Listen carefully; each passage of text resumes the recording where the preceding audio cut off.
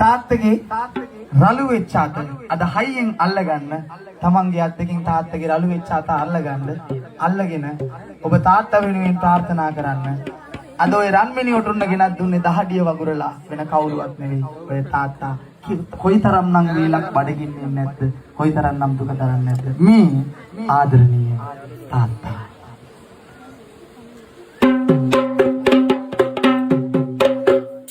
බඩට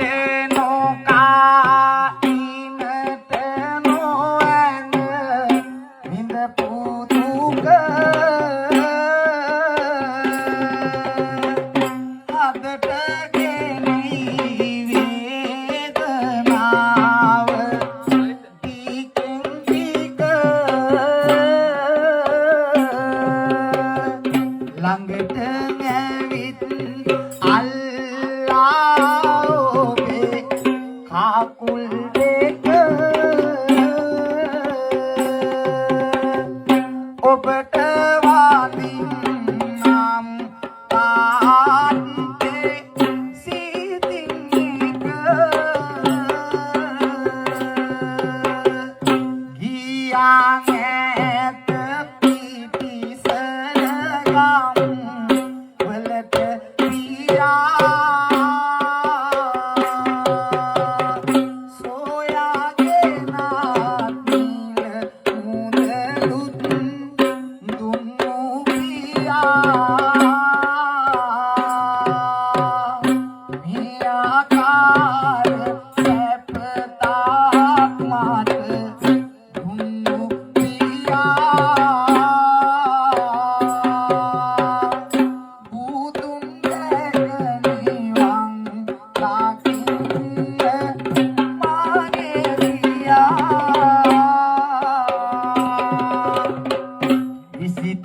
වයසේ වුවත් මම පොඩි දරුවා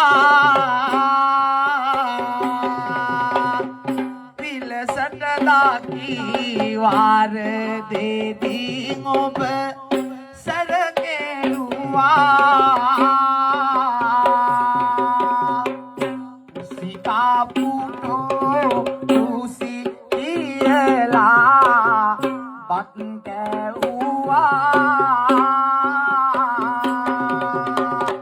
බුදු තාත්තේ මෙන්න මෙමන් දන නැමුවා නළු වී තිබෙන මුත් දැකම මේ ලෙසට